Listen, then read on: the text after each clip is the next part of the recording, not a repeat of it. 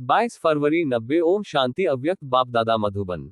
शिव जयंती पर अव्यक्त बाप दादा के महावाक्य। आज त्रिमूर्ति शिव बाप हर एक बच्चे के मस्तक पर 3 तिलक देख रहे हैं। सभी बच्चे दिल के उमंग उत्साह से त्रिमूर्ति शिव जयंती मनाने आए हैं। तो त्रिमूर्ति शिव बाप अर्थात ज्योतिर्बिंदु बाप बच्चों के मस्तक पर 3 बिंदियों का तिलक देख हर्षित हो रहे हैं। यह तिलक सारे ज्ञान का सार है।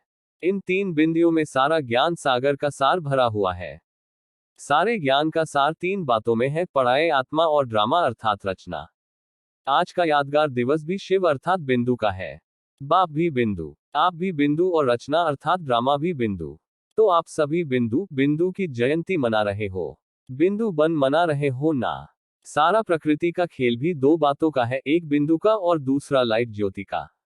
बाप को सिर्फ बिंदु नहीं लेकिन ज्योतिर्बिंदु कहते हैं। रचना भी ज्योतिर्बिंदु है और आप भी हीरो पाठधारी ज्योतिर्बिंदु हो, न कि सिर्फ बिंदु हो। और सारा खेल भी देखो, जो भी कार्य करते हैं उसका आधार लाइट है। आज संसार में अगर लाइट फेल हो जाए तो 1 सेकंड में संसार नहीं लगेगा। जो भी सुख के साधन है उन सब का आधार क्या है? लाइट। रचयिता स्वयं भी लाइट है। आत्मा और परमात्मा की लाइट अविनाशी है। प्रकृति का आधार भी लाइट है लेकिन प्रकृति की लाइट अविनाशी नहीं है। तो सारा खेल बिंदु और लाइट है। आज के यादगार दिवस को विशेष निराकार रूप से मनाते हैं। लेकिन आप कैसे मनाएंगे? आप विशेष आत्माओं का मनाना भी विशेष है ना। ऐसा कभी सोचा था कि हम आत्माएं ऐसे पद्मापद्म भाग्यवान हैं जो डायरेक्ट त्रिमूर्ति शिव बाप के साथ साकार रूप में जयंती मनाएंगे? कभी स्वप्न में भी संकल्प नहीं था। दुनिया वाले यादगार नृत्य से जयंती मनाते और आप चैतन्य में बाप को अवतरित कर जयंती मनाते हो। तो शक्तिशाली कौन हुआ, बाप या आप? बाप कहते हैं पहले आप। अगर बच्चे नहीं होते तो बाप आकर क्या करते? इसलिए पहले बाप बच्चों को मुबारक देते हैं, मन के मोहब्बत की मुबारक। बाप को दिल में प्रत्यक्ष कर लिया है तो दिल में बाप के प्रत्यक्ष करने की मुबारक। बाप को दिल में प्रत्यक्ष कर लिया है तो दिल में बाप को प्रत्यक्ष करने की मुबारक। साथ साथ विश्व की सर्व आत्माओं प्रति रहमदिल विश्व कल्याणकारी की शुभ भावना शुभकामना से विश्व के आगे बाप को प्रत्यक्ष करने की सेवा के उमंग उत्साह की मुबारक। बाप दादा सभी बच्चों के उत्साह का उत्सव देख रहा था। सेवा करना अर्थात उत्साह से उत्सव मनाना। जितनी बड़ी सेवा करते हो बेहद की, उतना ही बेहद का उत्सव मनाते हो। सेवा का अर्थ ही क्या है? सेवा क्यों करते हो? आत्माओं में बाप के परिचय द्वारा उत्साह बढ़ाने के लिए। जब सेवा के प्लान बनाते तो यही उत्साह रहता है, ना कि जल्दी से जल्दी वंचित आत्माओं को बाप से वर्षा दिलाए, आत्माओं को खुशी की झलक का अनुभव कराएं। अभी किसी भी आत्मा को देखते हो, चाहे आज के संसार में कितना भी बड़ा हो, लेकिन हर आत्मा के प्रति देखते ही पहले संकल्प क्या उठता है? यह प्राइम मिनिस्टर है, यह राजा है, यह दिखाई देता है, यह आत्मा से मिलते हो व देखते हो। शुभ भावना उठती है, ना कि यह आत्मा भी बाप से प्राप्ति की अंजलि ले लेवे। इस संकल्प से मिलते हो ना। अब यह शुभ भावना उत्पन्न होती है, तभी आपकी शुभ भावना का फल उस आत्मा को अनुभव करने का बल मिलता है। शुभ भावना आपकी है लेकिन आपकी भावना का फल उनको मिल जाता है, क्योंकि आप श्रेष्ठ आत्माओं की शुभ भावना के संकल्प में बहुत शक्ति है। आप एक एक श्रेष्ठ आत्मा का एक एक शुभ संकल्प वायुमंडल की सृष्टि रचता है। संकल्प से सृष्टि कहते हैं ना। यह शुभ भावना का शुभ संकल्प चारों ओर के वातावरण अर्थात सृष्टि को बदल देता है। इसलिए आने वाली आत्मा को सब अच्छे से अच्छा अनुभव होता है, न्यारा संसार अनुभव होता है। थोड़े समय के लिए आपके शुभ संकल्प की भावना के फल में वह समझते हैं कि वह न्यारा और प्यारा स्थान है, न्यारे और प्यारे फरिश्ते आत्माएं हैं। कैसी भी आत्मा हो लेकिन थोड़े समय के पढ़ाई उत्साह में आ जाते हैं। सेवा का अर्थ क्या हुआ? उत्सव मनाना अर्थात उत्साह में लाना। कोई भी चाहे स्थूल कर्म करते हो, चाहे वाणी द्वारा, चाहे संकल्प द्वारा करते हो, लेकिन ब्राह्मण आत्माओं के हर सेकंड, हर कार्य, हर संकल्प, हर बोल उत्सव है, क्योंकि उत्साह से करते हो और उत्साह दिलाते हो।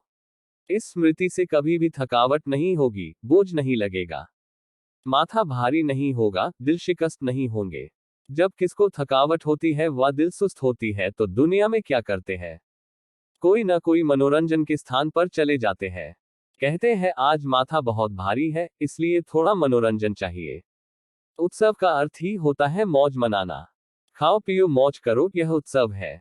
ब्राह्मणों को तो हर घड़ी उत्सव है, हर कर्म ही उत्सव है। उत्सव मनाने में थकावट होती है क्या? यहाँ मधुबन में जब मनोरंजन का प्रोग्राम करने हो भल 11 बज जाते हैं तो भी बैठे रहते हो। क्लास में 11 बज जाए तो आधा क्लास चला जाता है।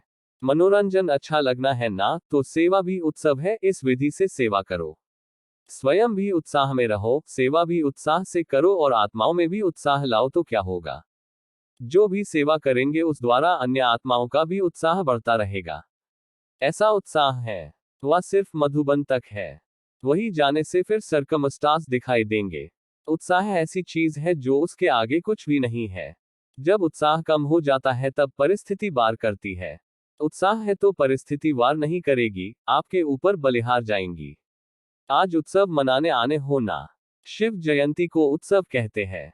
उत्सव मनाने नहीं आए हो, लेकिन हर घड़ी उत्सव है वह अंडरलाइन करने आए हो।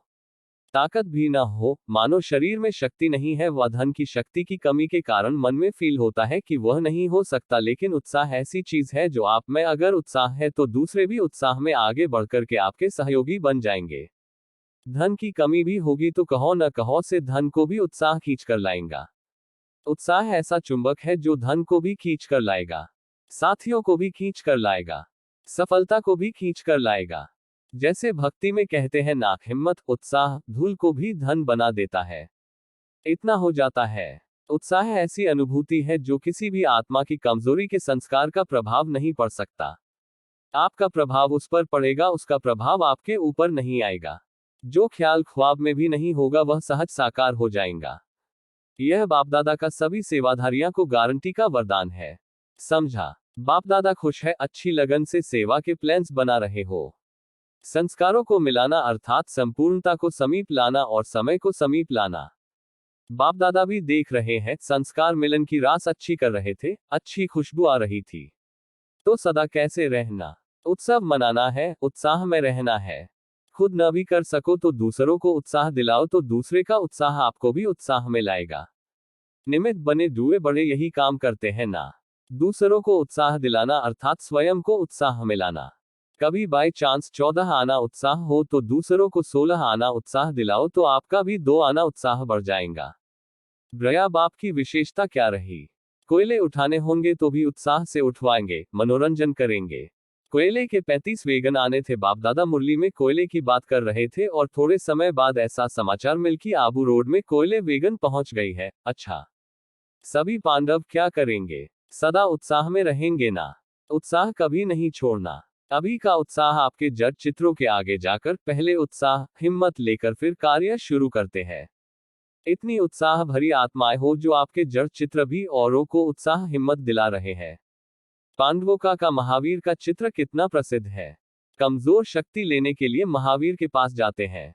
अच्छा, चारों ओर के सर्वअति श्रेष्ठ भाग्यवान बच्चों को सदा ज्योतिर्बिंदु बाप को प्रत्यक्ष करने के उमंग उत्साह में रहने वाले, सदा दिल में बाप की प्रत्यक्षता का झंडा लहराने वाले, सदा विश्व में बाप की प्रत्यक्षता का झंडा लहराने वाले, ऐसे हीरे तुल्य बाप की जयंती सो बच्चों की जयंती की मुबारक हो। सदा मुबारक से उड़ने वाले हैं और सदा रहेंगे ऐसे उत्साह में रहने वाले, हर समय उत्सव मनाने वाले और सर्व को उत्साह दिलाने वाले महान शक्तिशाली आत्माओं को त्रिमूर्ति शिव बाप की याद। 4 मुबारक और नमस्ते। डबल विदेशी भाई बहनों के ग्रुप से मुलाकात। बाप और बच्चों का इतना दिल का सूक्ष्म कनेक्शन है जो कोई की ताकत नहीं जो अलग कर सके। सबसे बड़े ते बड़ा नशा बच्चों को सदा यही रहता है कि दुनिया बाप को याद करती, लेकिन बाप किसको याद करता? बाप को तो फिर भी आत्माएं याद करती, लेकिन आप आत्माओं को कौन याद करता? कितना बड़ा नशा है। यह नशा सदा रहता है, कम ज्यादा तो नहीं होता। कभी उड़ते, कभी चढ़ने, कभी चलते, ऐसे तो नहीं। न पीछे हटने वाले हो, न रुकने वाले हो, लेकिन स्पीड चेंज हो जाती है। बाप दादा सदा बच्चों का खेल देखते रहते हैं। कभी चलना शुरू करते हैं, फिर क्या होता है? कोई ना कोई ऐसा सरकमस्टांस बन जाता है, फिर जैसे कोई धक्का देता है तो चल पड़ते हैं। ऐसे कोई ना कोई बात ड्रामा अनुसार होती है जो फिर से उड़ती कल्प की ओर ले जाती है। क्योंकि ड्रामानुसार निश्चय बुद्धि है, दिल में संकल्प कर लिया है कि बाप मेरा, मैं बाप का, तो ऐसी आत्माओं को स्वतः मदद मिल जाती है। मदद मिलते में कितना समय लगता है? सेकंड देखो, फोटो निकल रहा है। बाप का कैमरा सेकंड में सब निकाल लेता है। कुछ भी हो जाए, लेकिन बाप और सेवा से कभी भी किनारा नहीं करना है। याद करने में व पढ़ाई पढ़ने में मन नहीं भी लगे तो भी जबरदस्ती सुनते रहो। योग लगाते रहो, ठीक हो जाएंगे। क्योंकि माया ट्रायल करती है। यह थोड़ा सा किनारा कर ले तो आ जाऊं इसके पास। इसलिए कभी किनारा नहीं करना। नियमों को कभी नहीं छोड़ना। अपनी पढ़ाई, अमृतवेला, सेवा जो भी दिनचर्या बनी हुई है उसमें मन नहीं भी लगे लेकिन दिनचर्या में कुछ मिस नहीं करो। भारत में कहते हैं जितना कायदा उतना फायदा। तो ये जो कायदे बने हुए हैं, नियम बने हुए हैं, उसको कभी भी मिस नहीं करना है। देखो, आपके भक्त अभी तक आपका नियम पालन कर रहे हैं। चाहे मंदिर में मन नहीं भी लगे तो भी जाएंगे जरूर। यह किससे सीखे? आप लोगों ने सिखाया ना। सदैव यह अनुभव करो कि जो भी मर्यादाएं व नियम बने हैं उसको बनाने वाले हम हैं। आपने बनाया है या बने हुए मिले हैं। लॉ मेकर्स हो या नहीं। अमृत वेले उठना क्या आपका मन मानता है या बना हुआ है इसलिए इस पर चलते हो। आप स्वयं अनुभव करते चलते हो या डायरेक्शन या नियम बना हुआ है इसलिए चलते हो। आपका मन मानता है ना। तो जो मन मानता है वह मन ने ही बनाया ना। कोई मजबूरी से तो नहीं चल रहे हो, करना ही पड़ेगा। सब मन को पंसद है ना। क्योंकि जो खुशी से किया जाता है उसमें बंधन नहीं लगता है। यहाँ बाप ने आदि, मध्य, अंत तीनों कालों की नॉलेज दे दी है। कुछ भी करते हो तो तीनों कालों को जान करके और उसी खुशी से करते हो। बाप देखते हैं कि कमाल करने वाले बच्चे हैं। बाप से प्यार अटूट है इसलिए कोई भी बात होती है तो भी उड़ते रहते हैं। बाप से प्यार में सभी फुल पास हो। पढ़ाई में नंबरवार हो लेकिन प्यार में नंबर 1 हो। सेवा भी अच्छी करते हैं लेकिन कभी कभी थोड़ा खेल दिखाते हैं। जैसे बाप से नंबर 1 प्यार है, ऐसे मुरली से भी प्यार है। जब से आए हो तब से कितनी मुरलियां मिस हुई होंगी। कभी कोई ऐसे बहाने से क्लास मिस किया है। जैसे बाप को याद करना मिस नहीं कर सकते, ऐसे पढ़ाई मिस न हो। इसमें भी नंबर 1 होना है। बाप के रूप में याद, शिक्षक के रूप में पढ़ाई और सद्गुरु के रूप में प्राप्त वरदान कार्य में लगाना, यह तीनों में नंबर 1 चाहिए। वरदान तो सबको मिलते हैं ना, लेकिन समय पर वरदान को कार्य में लगाना, इसको कहते हैं वरदान से लाभ लेना। तो यह तीनों ही बातें चेक करना कि आदि से अब तक इन तीनों बातों में कितना पास रहे, तब विजयमाला के मन के बनेंगे। अच्छा, बाप दादा बच्चों के निश्चय और उमंग को देखकर खुश है। बाप दादा एक एक की विशेषता देख रहे हैं। बाप दादा जब देखते हैं कि कितना मोहब्बत से आगे बढ़ रहे हैं, मेहनत को मेहनत नहीं समझते हैं, मोहब्बत से चल रहे हैं, तो खुश होते हैं। एक ऐसु की विशेषता की लिस्ट बाप दादा के पास है। समझा? अच्छा, दूसरा ग्रुप, सदा उड़ती कला में उड़ने वाले फरिश्ता अपने को समझते हो। फरिश्ते कहाँ रहते हैं, फर्श पर या अर्श पर? आप कहाँ रहते हो? अर्श पर रहते हो या नीचे रहते हो? ऊपर से नीचे आते हो ना। क्योंकि आप सभी अवतार हो, अवतरित हो। जैसे बाप अवतरित हुए हैं, आप श्रेष्ठ आत्माएं भी अवतरित हुई हो, ऊपर से नीचे कर्म के लिए आती हो। रहने वाले सूक्ष्मवतन या मूलवतन में हो। तो अवतार किस लिए नीचे आते हैं? मैसेज देने के लिए नीचे आते हैं, लेकिन स्थिति सदा ऊंची रहती है। देहभान रूपी मिट्टी पृथ्वी पर नहीं रहते, ऊपर रहते हैं। तो आप फरिश्ता के बुद्धि रूपी पांव कभी धरती पर टच तो नहीं होते।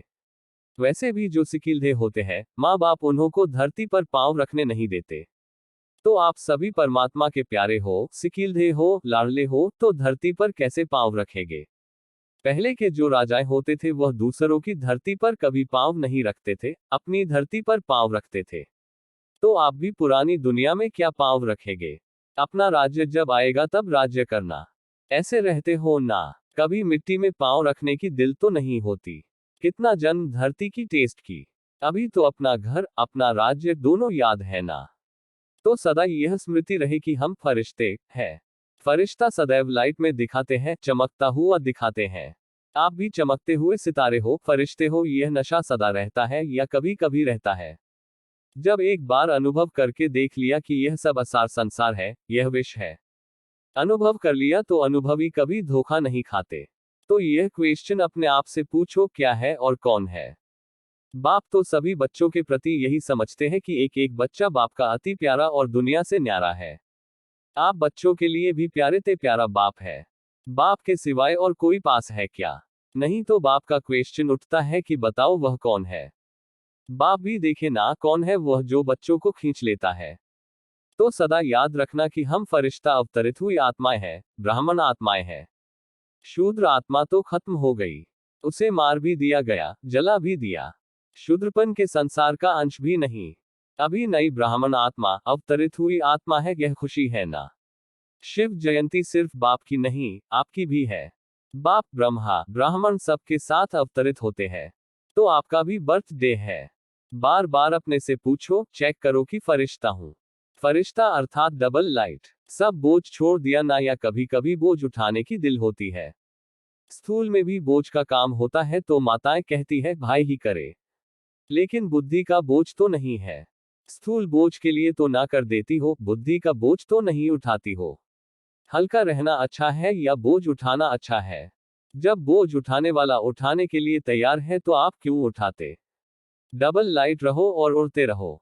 अच्छा, बाप दादा ने मिलन मुलाकात के पश्चात स्टेज पर खड़े होकर झंडा लहराया तथा सभी बच्चों को जन्मदिन की मुबारक दी।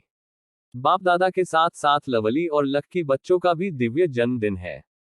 इसलिए ऐसे लवली और लक्की बच्चों को मुबारक हो, मुबारक हो, मुबारक हो। सबसे ज्यादा मुबारक है लास्ट सो फास्ट जाने वालों को। छोटे बच्चे सदा ही विशेष प्यारे भी होते हैं और लड़ले भी।